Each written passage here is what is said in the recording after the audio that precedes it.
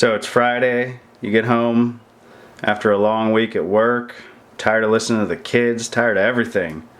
What do you need? Of course you need a kegerator. So I picked this one up off Craigslist, I don't know, almost 6 months ago now. And that's the way to buy them. You know, people buy them and they buy them new, and their wife's yipping about it all the time, so they end up selling it. So they spent $500 or $700 and you get it for $200. Then you pick up some kind of beer tap from beer that you would like, and then you just put some white trash Bud Light in it. That's what I do. Cost comparison: if you drink a lot of beer, it's going to have a quick payoff.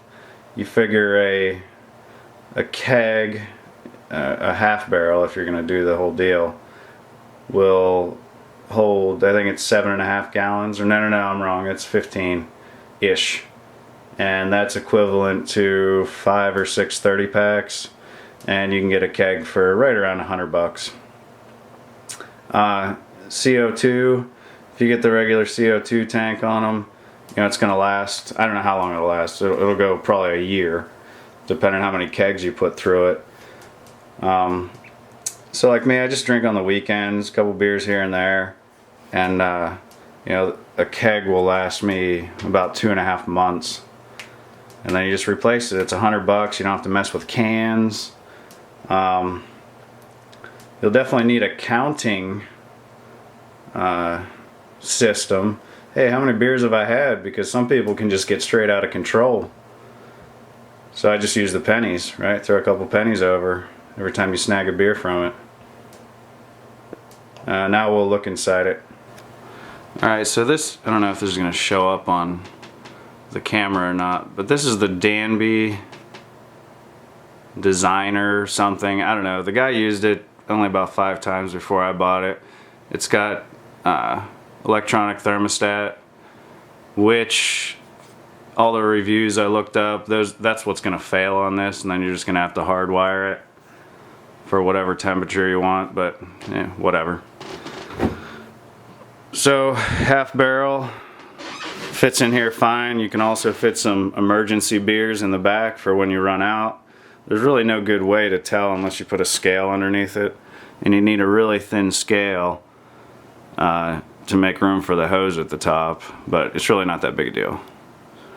This one does have a fan back there, so it does circulate the air. That's better than most like Walmart ones you're gonna get. This one's been running for quite a few months now, and it does not freeze up. The thermostat's down at the bottom right behind the keg, which seems perfect. That way it's almost touching it.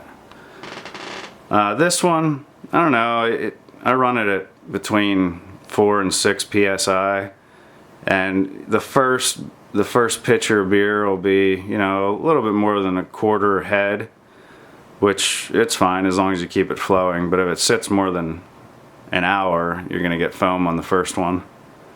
This one has a 5-pound CO2 tank in the back. I'm not gonna flip it around, but it does have a dual regulator on it, so you know how much is left in the tank and how much is coming into the keg. But overall, this one's pretty solid. The only problem so far is this seal. You gotta watch it when you put it back together because the seals are popping out.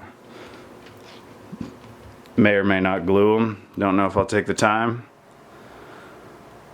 Oh, you can also, Spencer's. This fits 2.5 beers in it. Plastic cup, red Solo cup. Alright, any questions, leave a comment.